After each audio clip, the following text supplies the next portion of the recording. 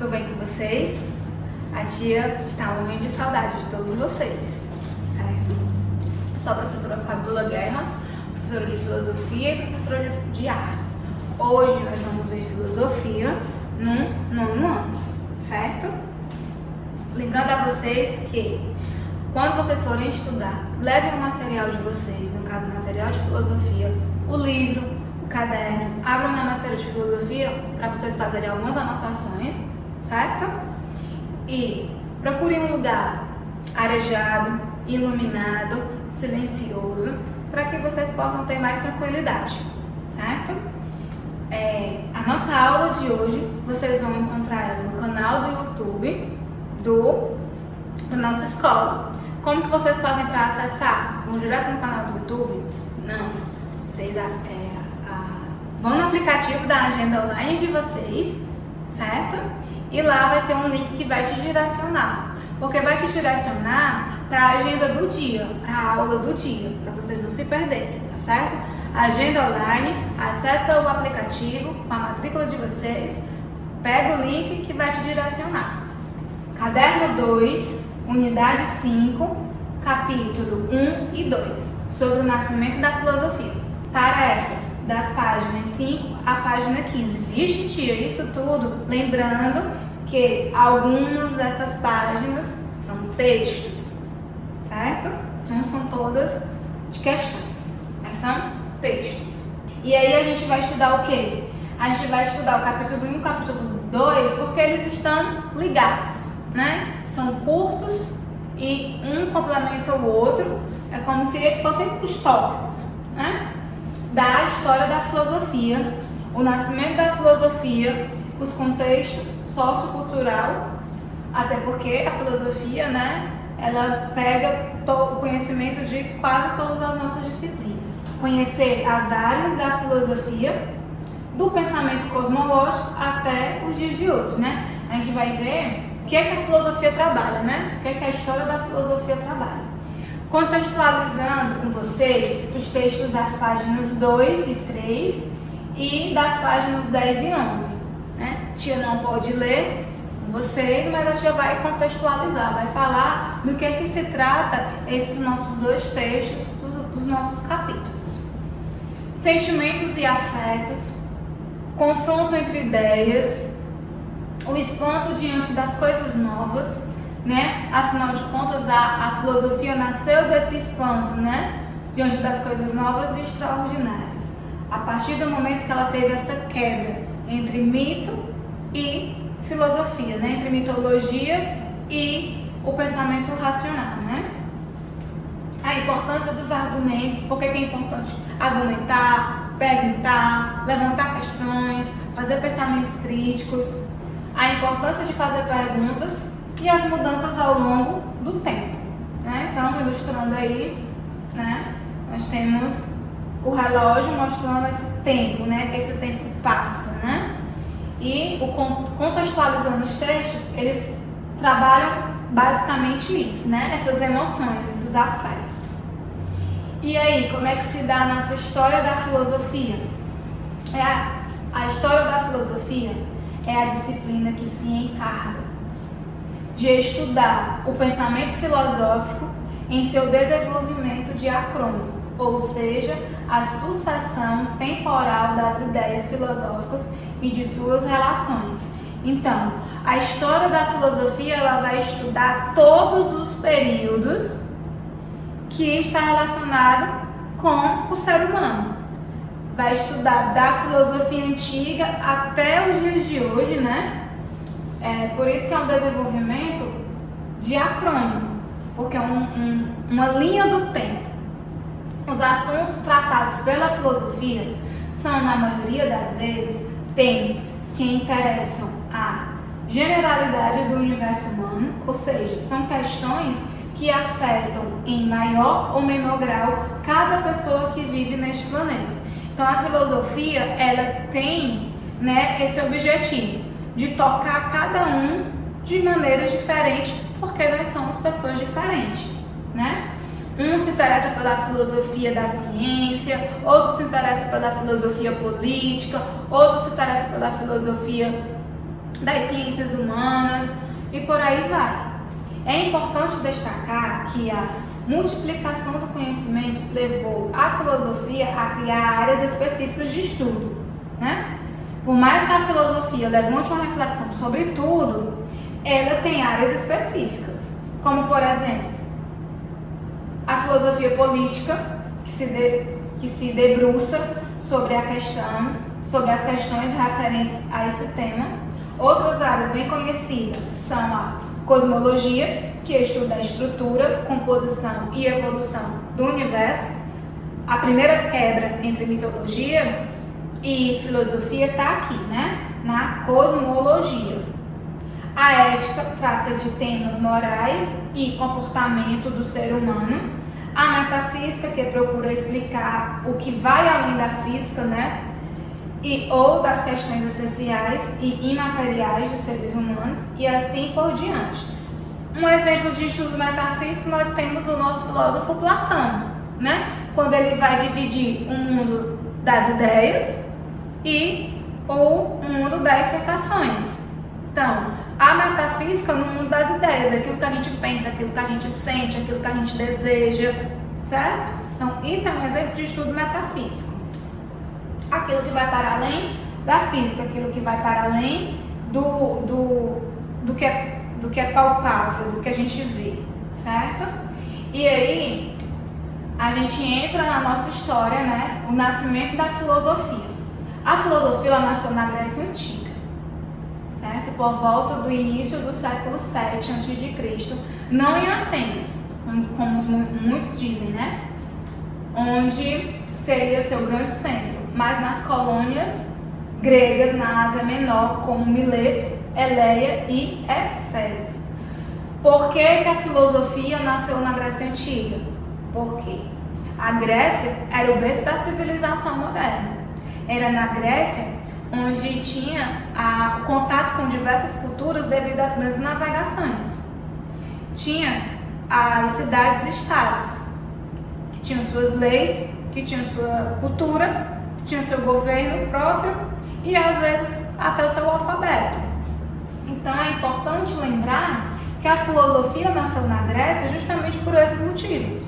Porque tinha contato com outras culturas, com outras linguagens, certo? E era o berço ali, né, da civilização.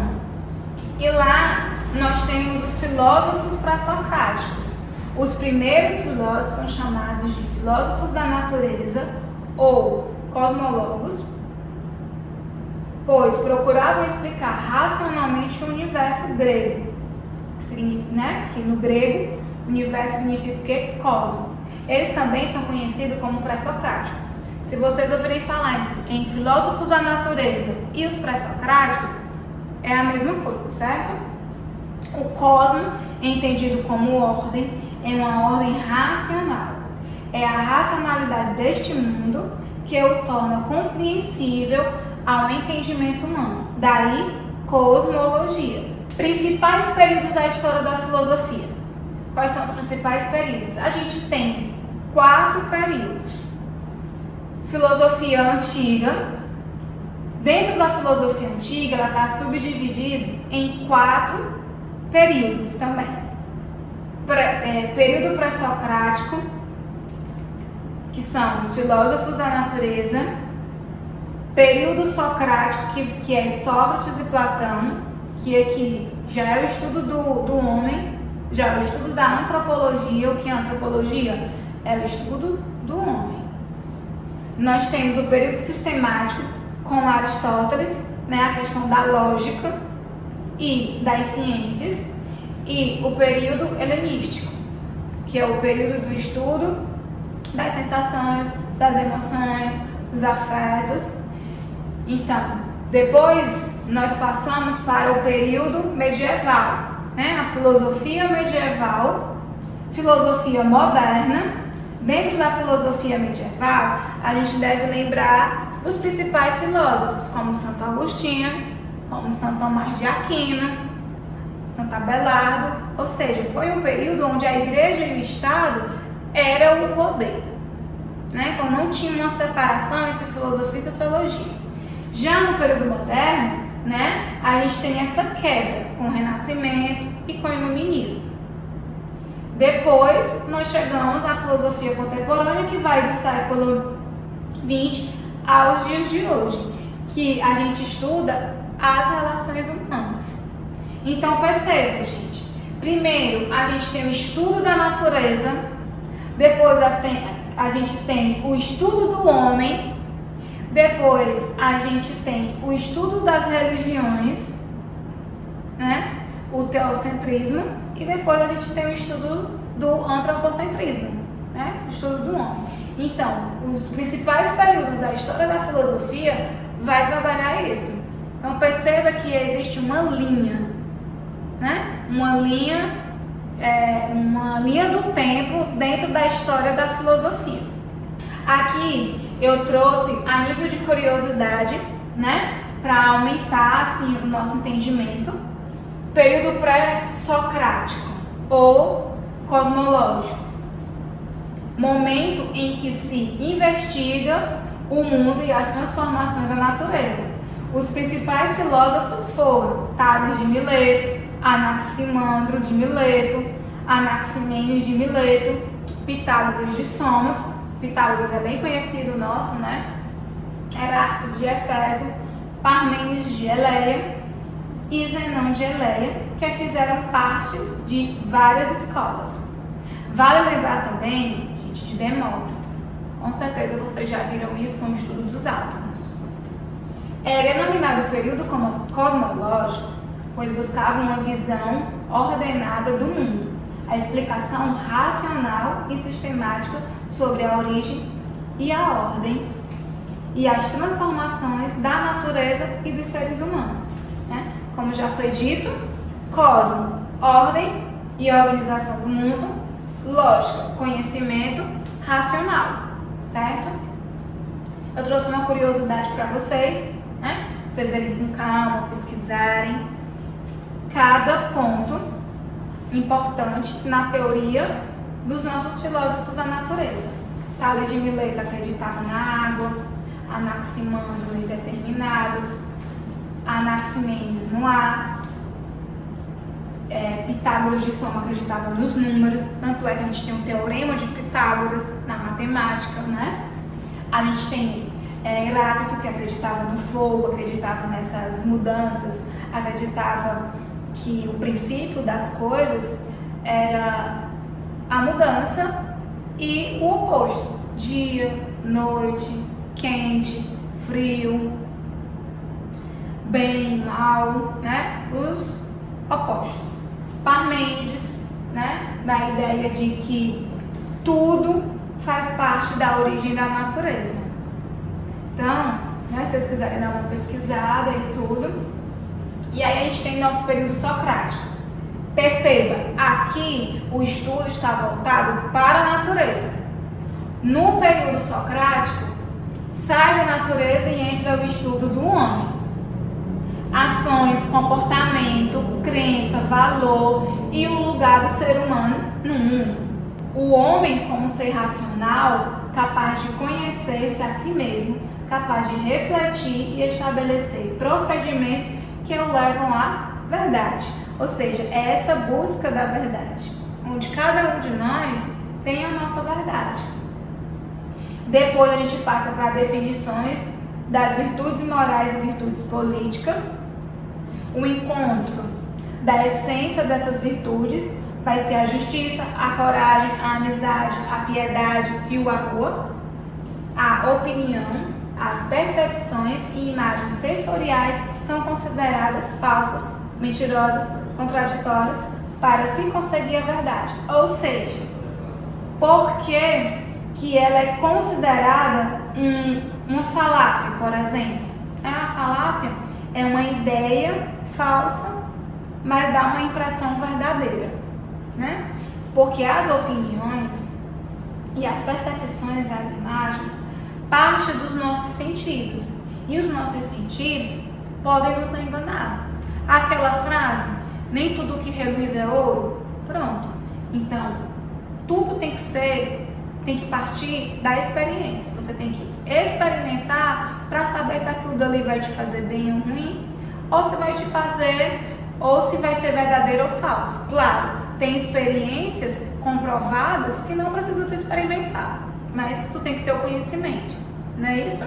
Então, por isso que ele acredita que as opiniões e as percepções são falsas, porque parte do nosso raciocínio, né, das nossas sensações, e elas podem nos enganar, né? Nossos sentidos podem nos levar ao erro. E aqui também, característica do período socrático. Também uma curiosidade para vocês, certo? São características do pensamento socrático e do pensamento sofistas, que faz parte da história da filosofia, certo? Sócrates foi um dos primeiros filósofos a estudar o homem, certo? E os sofistas foram os primeiros filósofos a estudar a política, pensamento relativo, por exemplo, certo? Onde para Sócrates a verdade é uma para todos, para os sofistas a verdade ela é relativa.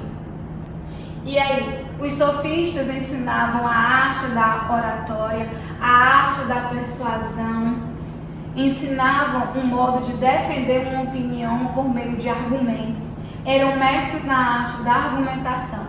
Sofista significa sábio, entretanto ganhou um sentido de impostor. Eles eram professores que vendiam ensinamentos práticos da filosofia. Eles eram considerados impostores pelos filósofos Sócrates e Platão, porque na ideia de Sócrates e Platão, os sofistas eles se desviavam da verdade. Eles queriam vender o conhecimento de alguma forma, mas isso não nega a importância dos sofistas para a gente, né? Com a oratória, com a política, né? Com, digamos, a ideia do relativismo, que pode ser bom para você, pode ser ruim para mim. Então é uma verdade relativa, e isso a gente teve com quem? Com os sofistas. E um dos principais sofistas é Protágoras e Gorgias, certo? Nesse contexto surge então Sócrates, considerado o patrono da filosofia. Ele discordava dos antigos poetas, né, da mitologia, dos antigos filósofos, cosmologia, e dos sofistas, oradores. Então ele vai discordar de muita coisa da filosofia antiga. Sócrates desenvolveu o saber filosófico em praças, conservando e mostrando que era preciso unir a vida concreta ao pensamento.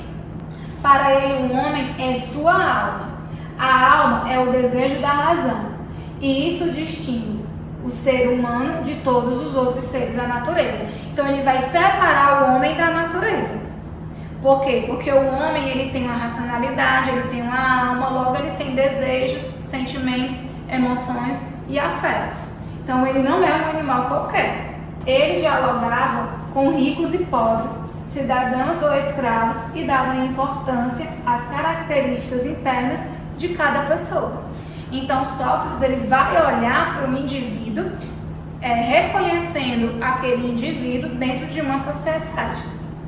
E ele vai ver que aquele indivíduo, sendo ele pobre, sendo ele rico, sendo ele cidadão, sendo ele escravo, né? Nós estamos falando de um período antigo, né? Precisamente Atenas. E aí a gente vai ver, né, que essas pessoas, elas têm sentimentos, têm sensações, têm emoções, tem ali uma alma. E ele buscava conhecer, né, e fazer com que as pessoas se conhecessem. Uma observação. Ele vai usar da ironia, que significa para os gregos interrogar, e ele vai usar da maiêutica, que é a arte de dar a luz. Ou seja, quando alguém perguntava alguma coisa para Sócrates, Sócrates não dava a resposta. Sócrates fazia com que a pessoa, com que seus alunos, seus discípulos encontrassem a resposta dentro dela. Ela tinha a resposta, né? E aí, por mais que ele soubesse a resposta, tá aí a ideia da ironia, ele não dizia, ele queria que seus alunos demonstrassem o seu conhecimento. Grandes áreas da filosofia. Quais são as áreas da filosofia, né? Podemos considerar a filosofia como sendo a mãe de todas as áreas de estudos, uma vez que quase todos os campos eram ou é objeto de inquisição e reflexão dos primeiros filósofos. Por isso, podemos encontrar em seus escritos, principalmente durante o período da Grécia clássica, preocupações e dissertações em medicina, física, matemática, política, história, teologia, psicologia, astronomia, entre outros. Eram bem diferentes das atuais, claro, porque eram juntas, né? Aqui, essas ciências, elas estão o quê? Separadas.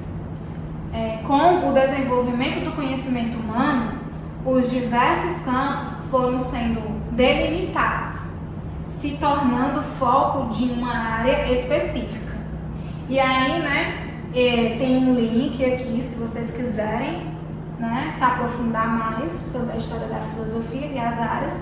Aqui nós temos as áreas, a mitologia, cosmologia, antropologia, epistemologia, ética, política, filosofia da história, estética, né, a gente já estudou, metafísica, lógica, linguagem, a gente já estudou, ciência.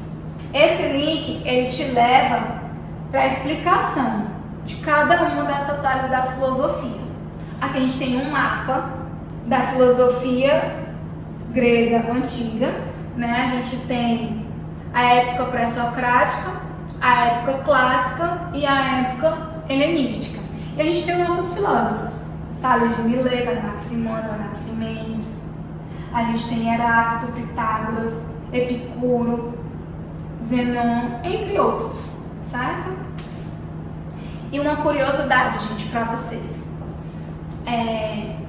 Perceba que no nosso cotidiano, no nosso mundo moderno, a gente usa as teorias dos filósofos antigos, dos filósofos da natureza.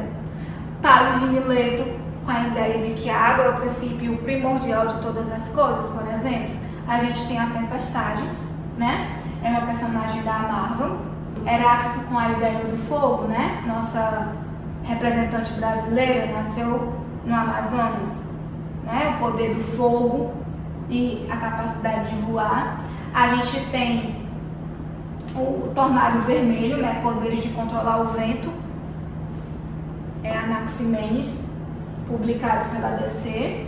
A gente tem a Terra, que é o nome usado por um personagem da história, quadrinhos, publicado também pela DC. Então perceba que a gente tem aqui os 4 elementos primordiais, né, da nossa natureza.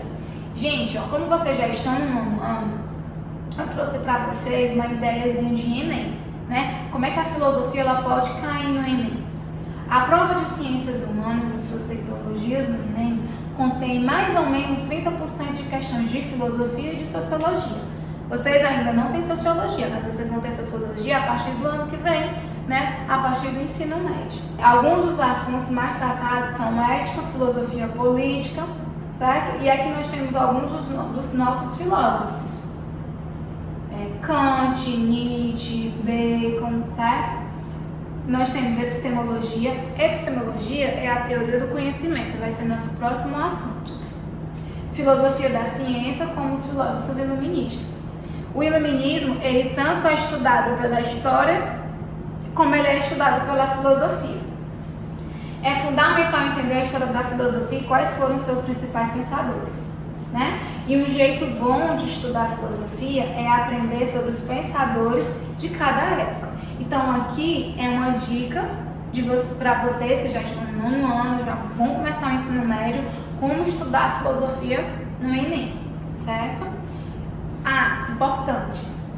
Eu quero dar uma dica para vocês de atividade de reflexão, digamos assim. Existe um filme chamado Ágora, certo? Tem no YouTube, dublado, fácil de achar. Esse filme trabalha a história da filosofia e traz temas como a linha da filosofia, né? A questão política, a questão religiosa e a questão científica. E uma personagem, né, principal, a Hepátia, é uma filósofa, uma matemática e trabalha astrologia. Então, assim, quem for assistir e quiser fazer a atividade, depois que vocês assistirem, né, em seguida façam uma reflexão dos seguintes temas. Como é que é abordada a filosofia no filme? Como é que é abordada a política no filme? Como é abordada a questão da religião no filme? Como é abordada as questões científicas, certo? E aqui, né, é a nossa aulazinha de hoje. Espero que vocês fiquem bem. Qualquer dúvida, vocês podem pausar o vídeo, vocês podem ler, podem buscar nos livros, certo? Eu deixei vários links, né, para vocês aprofundarem no conhecimento. Beijos e até a próxima.